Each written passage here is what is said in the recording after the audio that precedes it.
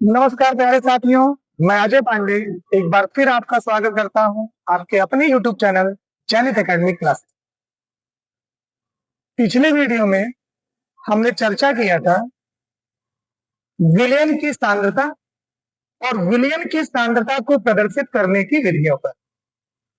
विलयन की सांद्रता को प्रदर्शित करने की हमने आपको कई विधियां बताई थी, जिसमें हमने कहा था कि मुख्य विधियां हैं प्रतिशतता के पदों में, पीपीएम के पदों में, मूल प्रभाज के पदों में, मूलरता के पदों में, मूललता के पदों में, नार्मलता के पदों में। ये सारी विधियां हैं जिन विधियों से हम किसी विलयन की सांद्रता को प्रदर्शित करेंगे। इनमें से एक विधि जो पहली विधि है प्रतिशतता के पदों में, इस पर हमने कल चर्चा की थी। उसके फार्मूले भी हमने आपको बताए हैं। अगर आपने हमारा पिछला वीडियो नहीं देखा है तो उस वीडियो का लिंक हमने डिस्क्रिप्शन बॉक्स में दे रखा है। वहां से आप हमारे पिछले वीडियो को देखकर प्रतिशतता के पदों में हम सांद्रता कैसे व्यक्त करेंगे ये समझ सकते हैं। आज के इस वीडियो में हम अगले टॉपिक्स पर चल रहे हैं जिनके द्वारा हम विलयन की सांद्रता को प्रदर्शित करेंगे।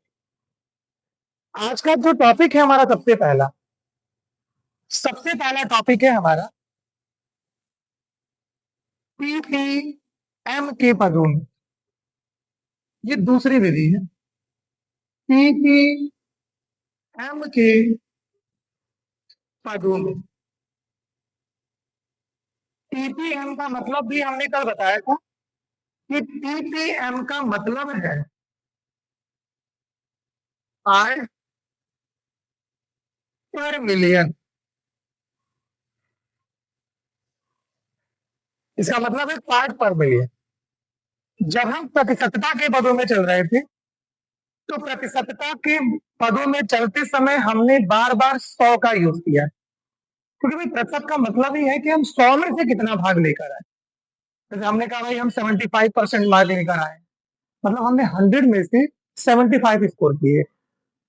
वहां हम 100 के पदों में कैलकुलेशन कर रहे थे, लेकिन अब हमारे पास क्या है, मिलियन। मिलियन मतलब 10 की घात 6। तो अब जो हम विलयन की सांद्रता प्रदर्शित करेंगे वो 10 की घात 6 के पदों। मतलब पीपीएम में सांद्रता है क्या कि अगर हमारे पास कोई विलयन है और इस विलयन के 10 की घात 6 ग्राम हमने ले रखे, अब इस 10 की घात 6 ग्राम विलयन में कितने ग्राम विलय मिला हुआ है इसे हम ज्ञात करें तो इसे हम कहते हैं पीपीएम के पदों में सांद्रता। मतलब पीपीएम के पदों में सांद्रता क्या है, तो किसी विलयन के 10 की घात 6 ग्राम द्रव्यमान में विलय विलय चाहे घुले लिखिए, द्रव्यमान में घुले विलय की ग्राम में मात्रा को पीपीएम के पदों में सांद्रता कहते हैं। अब पीपीएम बराबर होगा क्या, तो पीपीएम बराबर विलय का द्रव्यमान, इसमें ग्राम में, बटे विलयन का द्रव्यमान, ये भी किसमें, ग्राम में, और गुणे 10 की घात 6, क्योंकि 1 मिलियन बराबर होता कितना है, 10 की घात 6। ये हमारे पीपीएम के पदों में विलयन की सांद्रता। अब पीपीएम के आगे चले तो पीपीएम के बाद जो अगली विधि है सांद्रता प्रदर्शित करने की वो है मूल प्रभाज के पदों में। अब समझा जाए कि ये मूल प्रभाज है क्या। मूल प्रभाज का मतलब हमने कोई विलयन बनाया। विलयन बनाने के लिए हमने दो चीजों का उपयोग किया, एक है विलेय और दूसरा है विलायक। मतलब हमने कहा कि हम एक विलयन बना रहे हैं, विलयन में हमने कुछ विलेय मिला दिया और साथ में क्या मिला दिया, विलायक। दोनों हमने मिला दिया। हमने कहा कि चलिए अगर हमारे पास विलेय था 4 ग्राम और विलायक था 16 ग्राम, तो जो विलयन बना वो कितना हुआ, 20 ग्राम, तो दोनों मिले हैं उसमें। हम कहें कि हमारे इस विलयन का कितना भाग विलेय ने निर्मित किया है, विलेय में कितना भाग निर्मित किया है, तो हम भाई 4 में 20 से भाग देंगे, कहेंगे कितना भाग भाई, 1/5। ये जो भाग क्रिएट किया है ये हमारे विलेय ने किया है। ऐसे हम कहें कि भाई विलायक ने कितना किया, तो विलायक कितना है 16 और कुल कितना है 20, 4 चौको 16 और 4/20। मतलब जो विलायक ने इसका भाग क्रिएट किया है वो कितना है, 4/5। हमने इसे ज्ञात करने के लिए क्या किया, विलेय की बात की, तो विलेय के द्रव्यमान में कुल द्रव्यमान से हमने क्या कर दिया, भाग दे दिया। विलायक की बात की गई तो विलायक के द्रव्यमान में हमने कुल द्रव्यमान से क्या कर दिया, भाग दे दिया। बात समझ आ रही है कि सिंपल का मतलब है मूल प्रभाज का कि अगर हमने विलयन बनाया है तो इस विलयन के बनाने में हमारे विलेय ने विलयन का कितना भाग निर्मित किया, वो विलेय का मूल प्रभाज, और विलायक में कितना भाग निर्मित किया, वो विलायक का मूल प्रभाज। लेकिन शब्द जो है हमारा वो है मूल प्रभाज। मतलब यहां पर हमें विलेय और विलायक का द्रव्यमान नहीं चाहिए, हमें विलेय और विलायक के मूलों की संख्या चाहिए। मतलब हमने कुछ विलेय के मूल मिलाए हैं, कुछ विलायक के मूल मिलाए हैं। विलेय के मूलों ने विलयन का कितना पार्ट निर्मित किया, वो विलेय का मूल प्रभाज, और विलायक के मूलों ने विलयन का कितना पार्ट निर्मित किया, ये हमारे विलायक का मूल प्रभाज। तो मूल प्रभाज में हमें बस ये देखना है कि विलेय ने हमारे विलयन का कितना पार्ट बनाया और विलायक ने हमारे विलयन का कितना पार्ट बनाया। डिफाइन करें इसे, तो मूल प्रभाज की डेफिनेशन क्या है,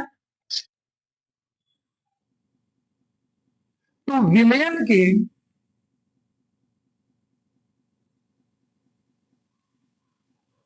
किसी घटक के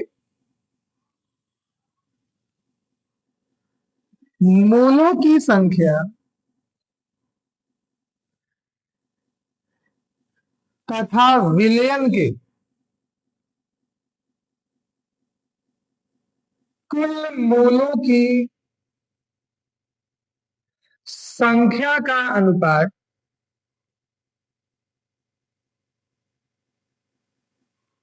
उस घटक का मूल प्रभाज कहलाता है।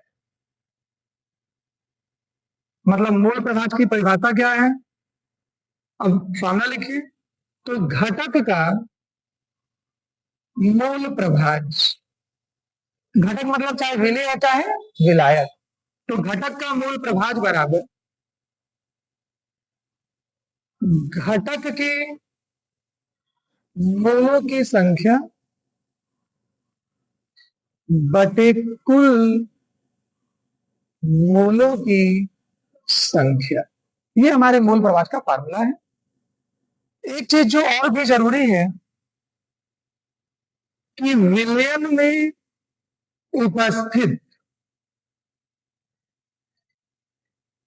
सभी घटकों के मूल प्रभाजों का योगफल एक होता है। मूल प्रभाजों का योगफल मतलब जितने भी घटक हमने विलयन में घोल रखे हैं उन सभी घटकों का अगर हम मूल प्रभाज निकालें तो सबके मूल प्रभाजों का योगफल हमें कितना मिलेगा? 1। अब इन सब पर हमें न्यूमेरिकल मिलेंगे। अब जो टॉपिक हमने शुरू किए हैं, मूल प्रभाज, मोलरता, मोललता, नॉर्मलता, इन सारे ही टॉपिक पर हमें आंकिक प्रश्न भी सॉल्व करने हैं। तो एक एक एग्जांपल हम देखते हुए चलते हैं। बाकी चैप्टर के लास्ट में हम सबसे रिलेटेड आंकिक प्रश्नों को सॉल्व करवाएंगे पूरे विस्तार। लेकिन यहाँ पर हम एक एक एग्जाम्पल लेकर चल रहे हैं। अब देखिए इस एग्जाम्पल को, जैसे हमें सवाल दे रखा है, सवाल में हमसे कह रहा है कि 90 ग्राम जल में एसीटोन के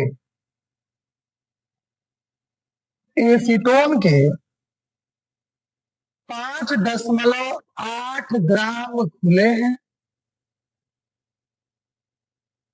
तो एसीटोन का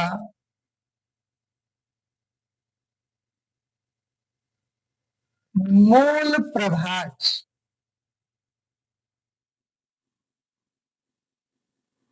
ज्ञात कीजिए।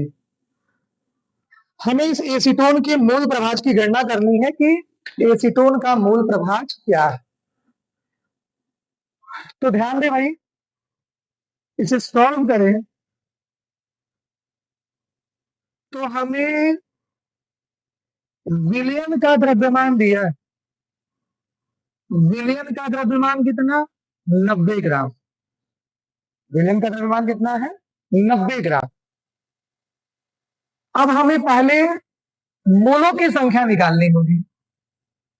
90 ग्राम जल में थोड़ी सी गलती कर रहे हैं साथियों। हम गलती क्या कर रहे हैं वो ध्यान दीजिए। 90 ग्राम जल में हमने एसीटोन घोला है, मतलब जल क्या है? विलायक, और एसीटोन क्या है? विलेय।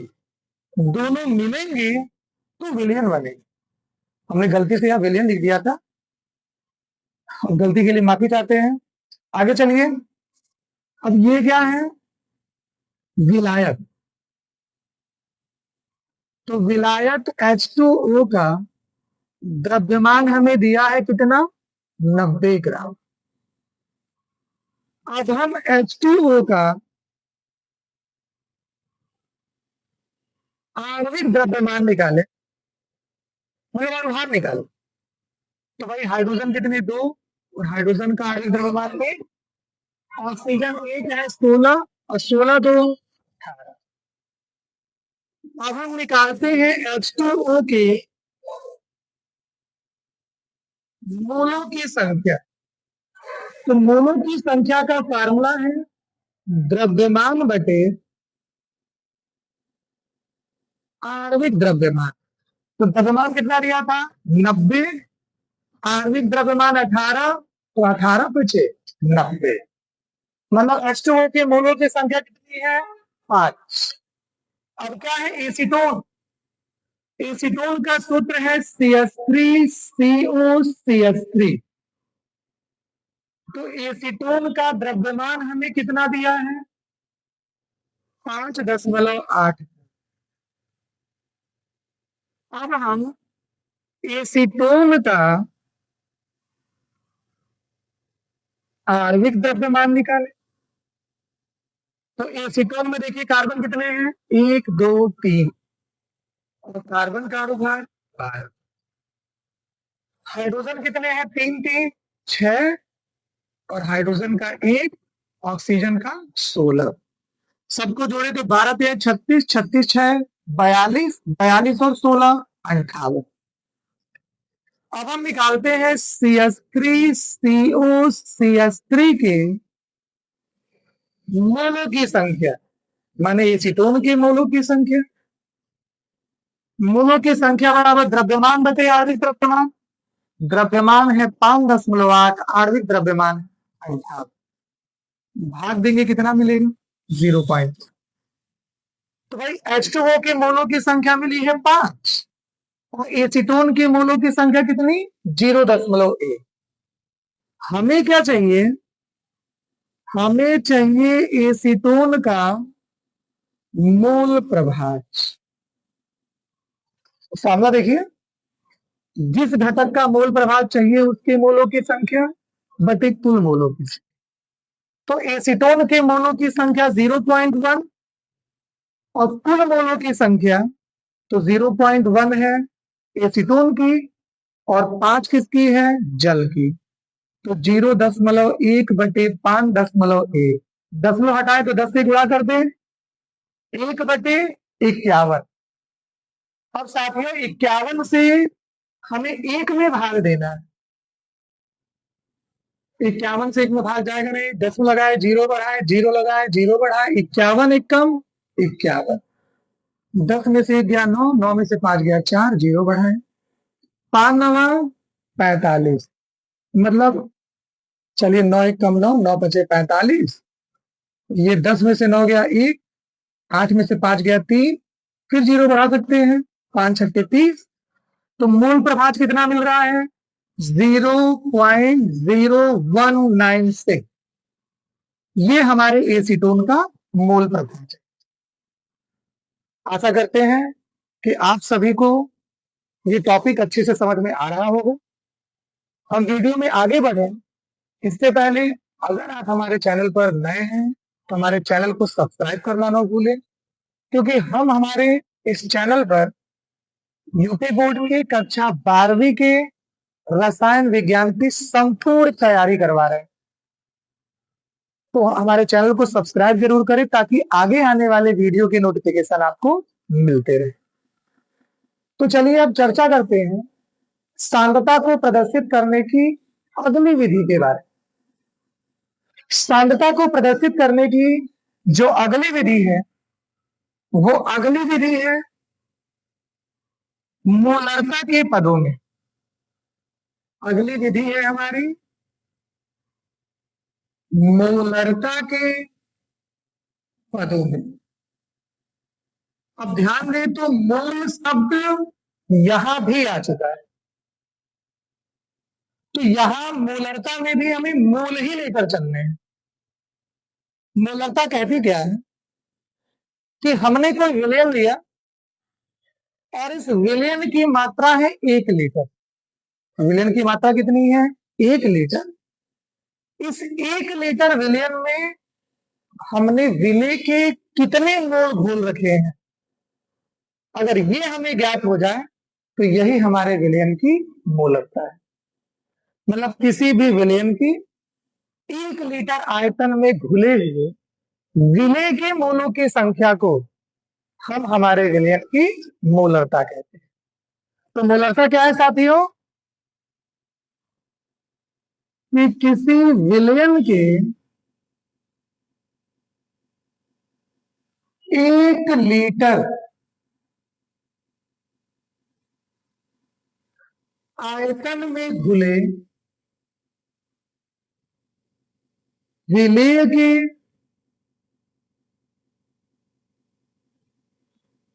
मोलों की संख्या को विलयन की मोलरता कहते हैं। विलयन की मोलरता कहते हैं। अब मोलरता का फार्मूला क्या, तो मोलरता बराबर विलय के मोलों की संख्या बटे विलयन का आयतन। आयतन किसमें चाहिए, लीटर में। लेकिन जब भी हमें आयतन देता है तो अक्सर हमें आयतन मिलीलीटर में दे दिया जाता है। तो यहां पर अगर हम मिलीलीटर लेकर चलें तो मोलरता बराबर क्या मिलेगा, विलय के मोलों की संख्या बटे विलयन का आयतन। अगर मान लीजिए मिलीलीटर में तो मिलीलीटर को हम लीटर में कन्वर्ट करेंगे और मिलीलीटर को लीटर में कन्वर्ट करने के लिए हमें 1000 से भाग देना पड़ेगा। तो अगर हम इसमें 1000 से भाग दे तो ये 1000 ऊपर आएगा, तो गुणे में कितना हो जाता है 1000। मतलब मोलरता बराबर विलय के मोलों की संख्या बटे विलयन का आयतन है टोटल के गुणे में 1000। आइए इस पर भी हम एक सवाल पे चर्चा करते हैं कि मोलरता की कैलकुलेशन हम करेंगे कैसे। जैसे एक सवाल लेकर चले,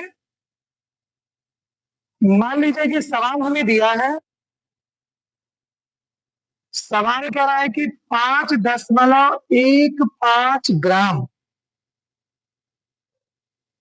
NaBr सोडियम ब्रोमाइड, NaBr को 500 ग्राम विलयन में घोला गया है।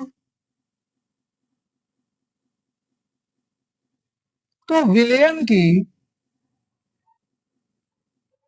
मोलरता ज्ञात कीजिए।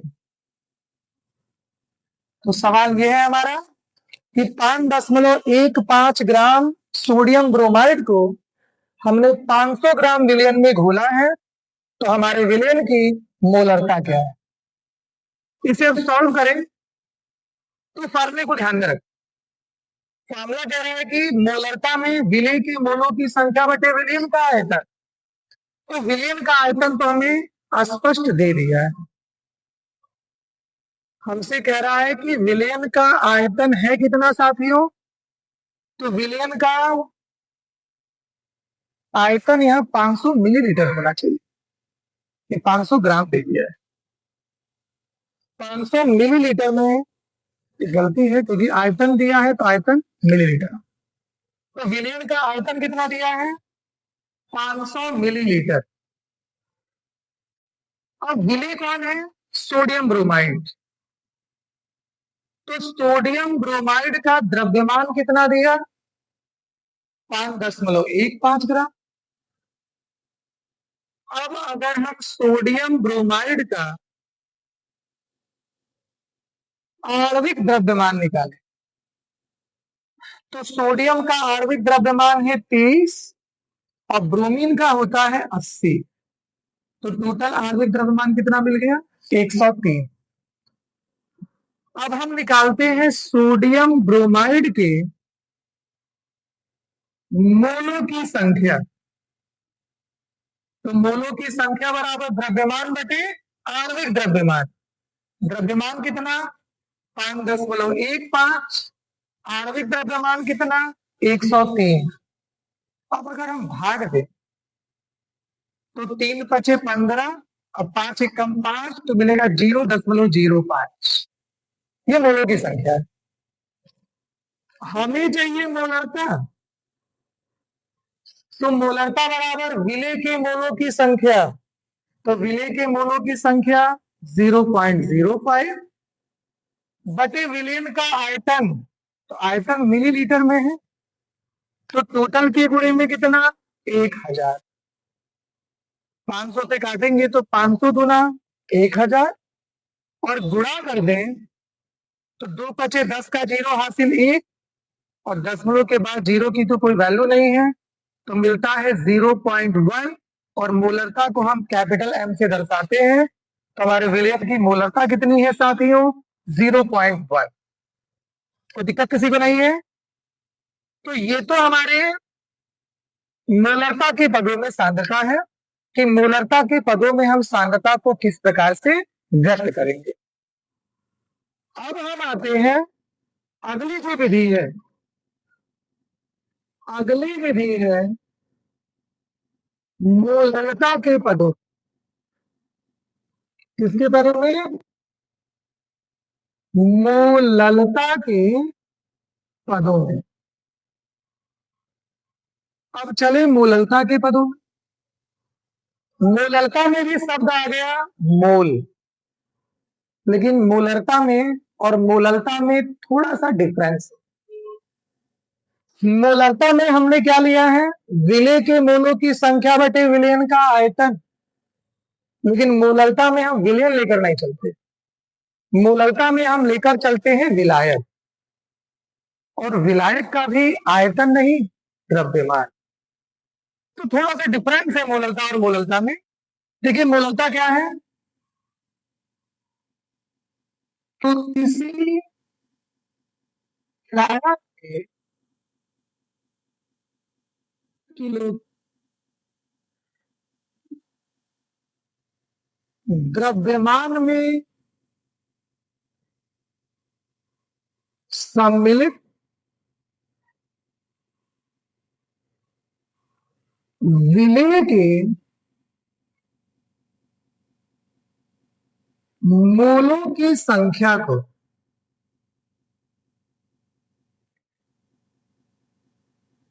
विलयन की मोललता कहते हैं। विलयन की मोललता कहते हैं। और फार्मूला क्या है, तो फार्मूला है मोललता बराबर विलेय के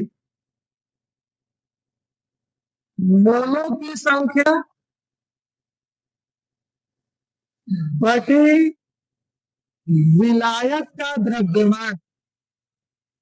किसमें भाई, किलोग्राम। लेकिन द्रव्यमान हमें अक्सर ग्राम में दे दिए जाते हैं। तो अगर हम इसे ग्राम में कन्वर्ट कर दें तो मोललता बराबर विलेय के मोलों की संख्या बटे विलायक का द्रव्यमान ग्राम में। अब अगर ग्राम को किलोग्राम में कन्वर्ट करें तो 1000 से भाग देंगे और ये भाग का 1000 ऊपर आएगा, तो टोटल के गुणे में कितना, 1000। ये हमारे मोललता का फार्मूला है। आइए तो एक सवाल हम मोललता पर भी देखते हैं, इसका भी एक एग्जांपल लेके चले। मोललता पर सवाल एक देख लें कि भाई मोललता क्या है। तो देखिए मोललता का सवाल दे रखा है। देखिए मोललता के सवाल में कह रहा है कि 10 ग्राम कास्टिक सोडा, 10 ग्राम कास्टिक सोडा को 500 ग्राम जल में, 500 ग्राम जल में विलीय किया गया है।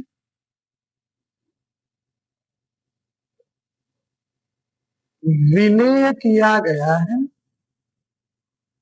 विलयन की मोललता ज्ञात कीजिए। ये सवाल है हमारा। इस सवाल को अगर हम सॉल्व करें तो फार्मूले के हिसाब से हमें क्या चाहिए, विलेय के मोलों की संख्या और विलायक का द्रव्यमान।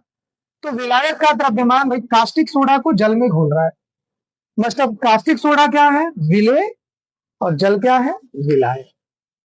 तो हमें विलायक मतलब H2O का द्रव्यमान दे दिया है कितना, 500 ग्राम। और विलेय की बात करते हैं, विलेय कौन है, कास्टिक सोडा, मतलब NaOH, और NaOH का द्रव्यमान कितना दिया है, 10 ग्राम। अब अगर हम NaOH का आणविक द्रव्यमान निकालें तो सोडियम का आणविक द्रव्यमान 23, ऑक्सीजन का 16 और हाइड्रोजन का 1। तो 23 एक 24, 24 और 16 50, 24 और 16 40 होगा भाई। 16 एक 17 और 23 और 17 40। अब NaOH के मोलों की संख्या निकाले। तो मोलों की संख्या द्रव्यमान बटे आणविक द्रव्यमान। द्रव्यमान कितना, 10 आणविक द्रव्यमान 40, काट दे तो मिलता है 1/4, मतलब 0.25। अगर भाग दे दें तो 1/4, और 1 में 4 से भाग देंगे 0.25। हमें क्या चाहिए? हमें चाहिए मोललता। तो मोललता का फार्मूला क्या है? विलेय के मोलों की संख्या। तो विलेय के मोलों की संख्या 0.25 बटे विलायक का द्रव्यमान। तो विलायक का द्रव्यमान 500 ग्राम, और जब द्रव्यमान ग्राम में है तो कितने से गुणा किया? 1000। ये कैंसिल करें तो 500 गुना 1000, और गुणा करेंगे 25 गुना 50 तो 0.5। और मोललता को हम स्मॉल m से प्रदर्शित करते हैं, तो मोललता हमारी कितनी मिलती है? 0.5। तो साथियों ये तो है मोललता, और मोलरता के पदों में हम सांद्रता को व्यक्त कैसे करते हैं? हमारे विलयन की सांद्रता को प्रदर्शित करने की अगली विधि, हमारे विलयन की सांद्रता को प्रदर्शित करने की जो अगली विधि है वो है नॉर्मलता के पदों में। और ये उनकी लास्ट विधि भी है, क्योंकि हमें जिन विधियों के बारे में पढ़ना है उन विधियों में ये लास्ट विधि है। नॉर्मलता हमारी मोलरता और मोललता से बिल्कुल अलग है। मोलरता और मोललता में हम मोल लेकर चलते आए कि हमारे मोलों की संख्या कितनी, लेकिन जो नॉर्मलता है, इस नॉर्मलता में हमें मोलों की संख्या नहीं चाहिए, यहां हमें चाहिए ग्राम तुल्यांकों की संख्या। और अगर आपने ग्राम तुल्यांकों की संख्या 11th में पढ़ा है, और नहीं पढ़ा है तो हम बताएंगे भी कि ग्राम तुल्यांकों की संख्या बराबर होता है द्रव्यमान बटे तुल्यांकी द्रव्यमान। अब तुल्यांकी द्रव्यमान क्या है? तो तुल्यांकी द्रव्यमान बराबर होगा आणविक द्रव्यमान बटे यंग फैक्टर। अभी हम इस पर चर्चा करेंगे। अब ये देखिए कि नॉर्मलता क्या है। तो नॉर्मलता है क्या कि किसी भी विलयन के 1 लीटर आयतन में घुले हुए विलेय के ग्राम तुल्यांकों की संख्या को हम उस विलयन की नॉर्मलता कहते हैं। मतलब नॉर्मलता क्या है? तो किसी विलयन के 1 लीटर आयतन में घुले विलेय के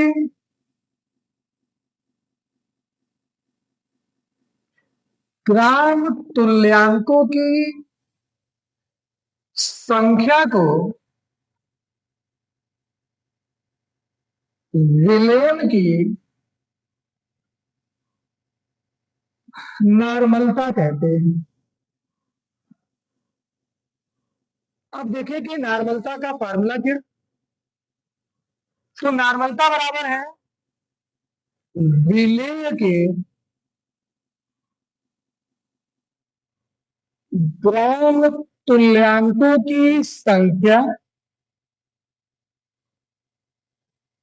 बटे विलयन का आयतन।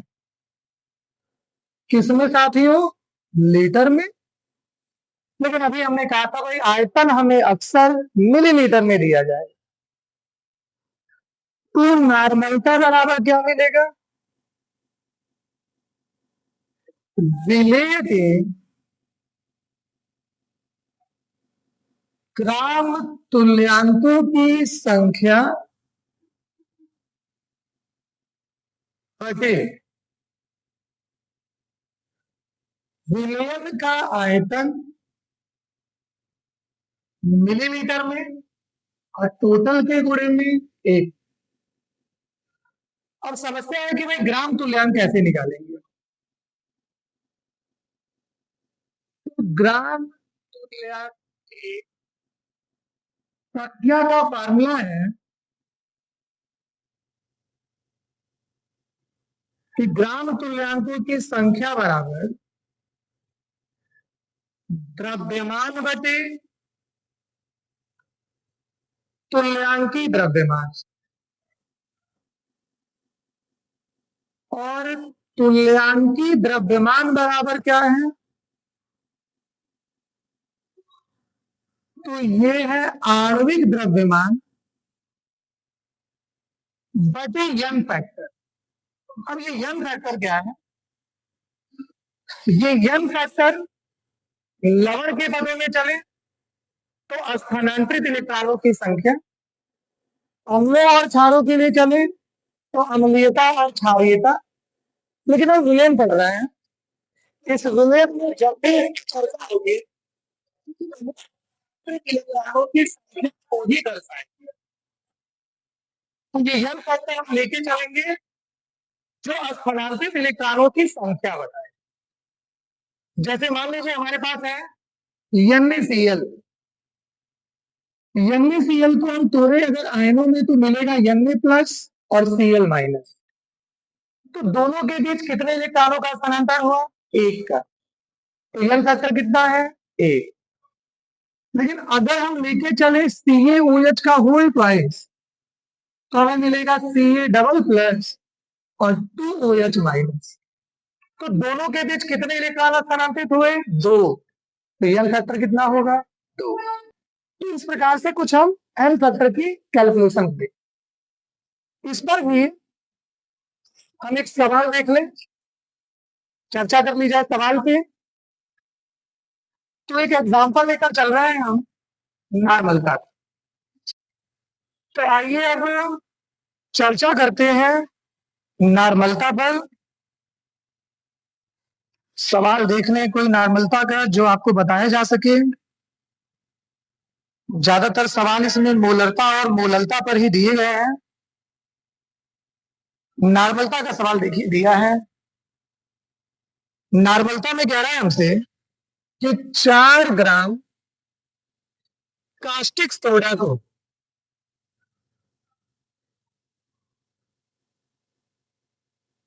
4 ग्राम कास्टिक सोडा को 100 मिलीलीटर जल में 100 मिलीलीटर जल में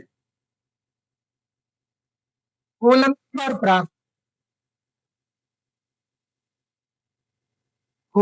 पर प्राप्त विलयन की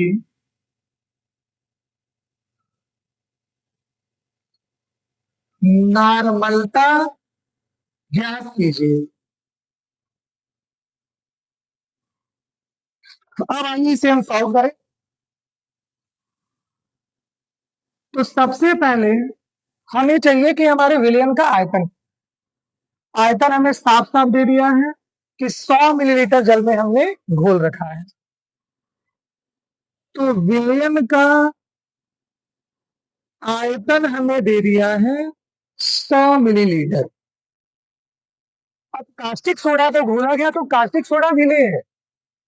तो विलेय और अभी कास्टिक सोडा की चर्चा किए थे, सूत्र क्या है? NaOH। तो विलेय का द्रव्यमान कितना दिया है? 4 ग्राम। और अगर हम NaOH का आणविक द्रव्यमान निकालें तो सोडियम का 23, ऑक्सीजन का 16, हाइड्रोजन का 1, कितना था? 40। हमें क्या चाहिए? तुल्यांकी द्रव्यमान। तो तुल्यांकी द्रव्यमान बराबर, देखिए यहाँ पे, तुल्यांकी द्रव्यमान बराबर आणविक द्रव्यमान बटे यंग फैक्टर। तो निकालते हैं तुल्यांकी द्रव्यमान। तो आणविक द्रव्यमान 40, यंग फैक्टर NaOH है, तोड़ेंगे तो क्या मिलेगा? Na+OH-। कितने इलेक्ट्रॉन स्थानांतरित हो रहे हैं? एक। तो यंग फैक्टर कितना? एक। तो तुल्यांकी द्रव्यमान भी कितना है? 40। हमें चाहिए NaOH की ग्राम तुल्यांकों की संख्या। तो ग्राम तुल्यांकों की संख्या बराबर हमने क्या पढ़ा? द्रव्यमान बटे तुल्यांकी द्रव्यमान। तो द्रव्यमान कितना है 4, तुल्यांकी द्रव्यमान कितना 40, 4 दहा में 40 भाग देंगे 0.1। हमें चाहिए नॉर्मलता, तो नॉर्मलता का फार्मूला क्या है, विलेय के ग्राम तुल्यांकों की संख्या बटे विलयन का आयतन गुणे 1000, क्योंकि आयतन मिलीलीटर में दिया है। तो विलेय के ग्राम तुल्यांकों की संख्या 0.1 बटे विलयन का आयतन 100 मिलीलीटर गुणे 1000। 100 से काटे 10 बार में कटा, 10 से गुणा के कितना मिला 1। नॉर्मलता को कैपिटल एम से डिनोट करेंगे, तो नॉर्मलता हमारे कितनी मिलती है 1। तो साथियों ये था हमारे विलयन की सांद्रता को प्रदर्शित करने की विधियां। यहां पर हमने उन सभी विधियों के बारे में चर्चा की है जिन विधियों के द्वारा हम किसी विलयन की सांद्रता को प्रदर्शित कर सकते हैं। तो साथियों आज की वीडियो में बस इतना ही, फिर आपसे मुलाकात होगी अगले वीडियो में अगले टॉपिक के साथ। तब तक के लिए जय हिंद।